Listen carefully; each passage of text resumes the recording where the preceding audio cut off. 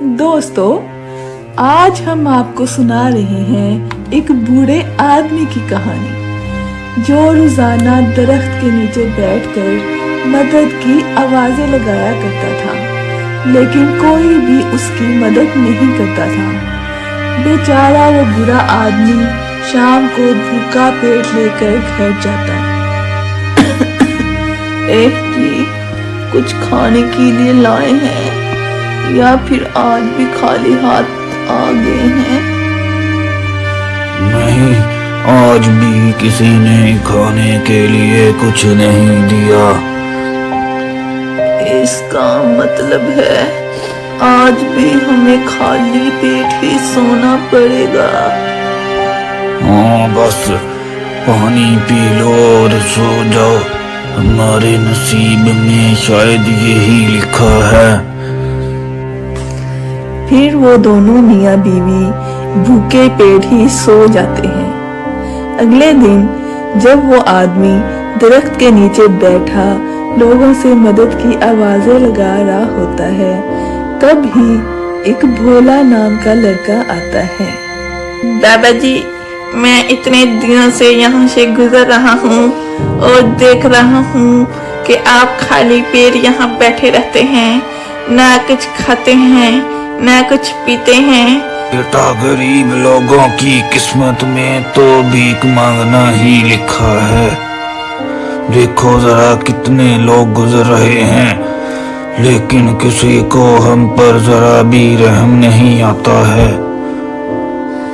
दादाजी, आप बिल्कुल ठीक कह रहे हैं। यहाँ तो लोग झूठे और धोखाधड़ी लोगों को ही पसंद करते हैं। बाबा जी, आप फिक्र मत करें, मेरे साथ चलें। मैं आपको दिखाता हूँ कि झूठे लोगों से पैसे कैसे निकलवाते हैं। बेटा, मैं कुछ समझा नहीं। बाबा जी, आप मेरे साथ चलो, आपको सब समझ आ जाएगी। आप बस तमाशा देखना। फिर भोला बाजार से एक गधा लेकर आता है और एक जगह पर खड़ा होकर आवाज लगाने लगता है। गधा गधा, 10 लाख रुपए का गधा, आ जाओ ले लो 10 लाख रुपए का कीमती गधा। भोला की आवाज सुनकर एक आदमी उसके पास आता है। ओ भाई, तू पागल तो नहीं हो गया जो 10 लाख का गधा बेच रहा है? मेरा दिमाग खराब मत करो, अगर लेना है तो लो, वरना यहाँ से चले जाओ। अभी जाकर बादशाह सलामत को बताता हूँ कि तू 10 लाख का गधा बेचकर लोगों को पागल बना रहा है। ये कहकर वो आदमी बादशाह के पास चला जाता है और बादशाह उसे कहता है, क्या हुआ है मेरे वजीर को? क्या परेशानी है? बादशाह सलामत, एक लड़का बाजार में खड़ा होकर 10 लाख रुपए का गधा बेच रहा है। क्या 10 लाख का गधा? उस गधे के क्या सोने के दांत हैं जो 10 लाख का बेच रहा है?